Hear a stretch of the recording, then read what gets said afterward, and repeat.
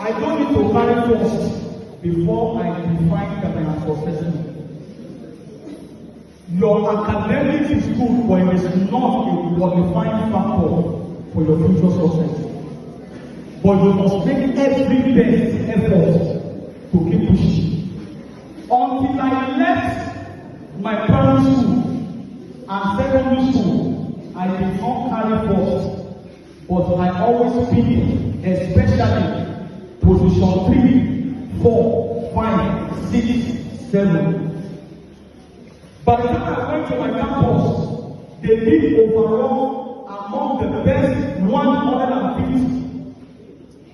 Out of about 700 students, I was among the best 25. Where did it start? It started there. Clap for Jesus. You are following me. I told my daddy, I carried 20. So I took 19, not 12, 19. I said, Daddy, I took big position. I said, one boy carry one. I said, I wish I carried that system. You do hear the story? I know what my father did. He said that one that carry one is the best. You tried, but don't ever plan to carry 60. What did my father do? He collected my result card. How many parents are here? How many aunties are here? He took my report card, he checked all the subjects, and he discovered the only subject I didn't do well is mathematics. And we always buy textbook. My father took the mathematics textbook. He saw our scheme of work that we are going to do when we resume second term. My father discovered I don't know maths. What did he do? He went to buy corn, agbado. He bought 1 cup of corn. He did a sack, you know this small sack. He put it inside. He said to me, if they say 3 times 3, you count 3 in 3 places. You had. If they say 9 divided by 3, you count 9. You divide 3, 3, 3. If they say 20 divided by 3, they know that you cannot divide. So you can't count down. You say 6 is the mega 2.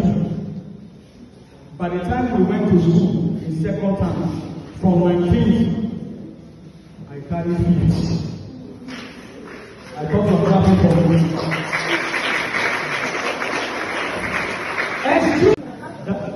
They are not hearing you, you are making noise. I won't tell you this story. They will tell you to go and do like this. So if your hand is not able to do like this, you cannot enter Primary 1 in my own time.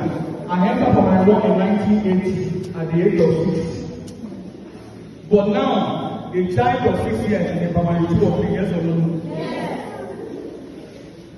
And they gave us the result for first time. Ask me what I carried. I carried 12. And now, occupational therapy is to help you 3 things in your life. To be what? That is point number 3. Under point number 3, I want to mention 3 things. Occupational therapy will help you build 3 things in your life. Number 1, independence. Do you know that it's a way to separate from people without telling them to go away from you? Do you know that it's a way to separate from your friends without telling them, I don't want to play with you again? Do you know that it's a way to separate from your siblings that are distracting you without fighting with them? The way is to start building independence. To start building independence. Number 2, build confidence. I'm giving you 3 points under point number 3. Build confidence. Look at that girl yesterday that I said is not able to face the crowd, and she said it is not enough shouted at somebody before. And number 3, you build what is called resilience. Resilience is the secret to overcome trauma in life. Trauma is defeatable if you have resilience. Resilience is the ability not to give up. You want to be fruitful, you have to be focused and independent. occupational therapy for building independence and focus. Occupational therapy for building independence and focus. I am professionally trained as a therapist by nurses, and I want to say something. Do you know that if you ask an average person that goes for therapy today and say, who are the people that need occupational therapy, they will tell you it is mature people. Do you know why? A lot of adults are having stroke today. A lot of adults are having severe body pain today. A lot of adults are finding issues with their health today. So they tell them to go and see occupational therapists. But if you put this occupational therapy into practice now that you are young, you will avoid many things as an adult. I hope you are hearing me. So what is the purpose of Christ again? Are these things be saved? But in the beginning, you said they were what? Be saved. But by the time I begin to bring out the analysis, look at the weak side. Green. This one too is green. Sir, look at this one. Look at the wheat when it was live for harvest. Look at the test. Are they not the same brown? Are they not the same brown? They now told the servant, don't harvest the wheat first. Go and harvest the tears. The fact that unbelievers are succeeding before you is none of your business, sir. Wait for your time. Because when your time comes, God will use you to prove a point that the wheat is never the same as the tail. Pastor Jesus.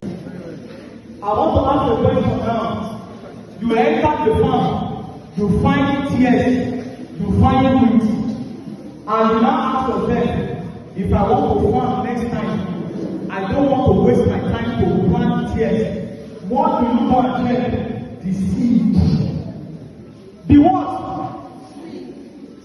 That's what Jesus said.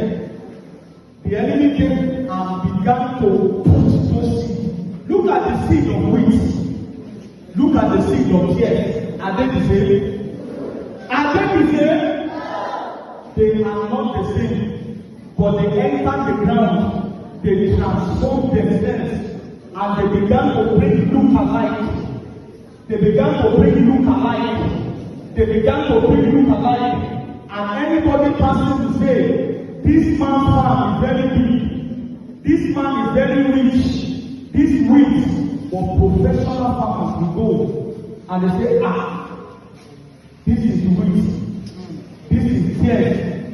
He said, believe them, don't worry, let them both grow. When they become adults, when they become married men, when they become married women, the seed they planted when they were small would have brought forth harvest. One will be useless, one will be useful. I stand in the name of Jesus on this altar. I prophesy to your life in the name of Jesus. In the future, you will not be wasted. For me, 2 or 3 sicknesses I said is connected to trauma and depression. Can you remember? Can any one of you remember it? How many people need what is called altruism?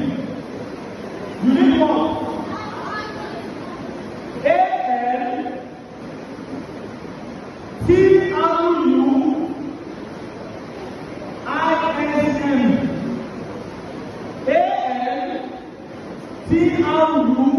ALTRUISM. How did Joseph develop altruism? I'm using the story of Joseph. Altruism is what will make you to always do good for people, no matter what they are. And that is truthfulness. What is altruism?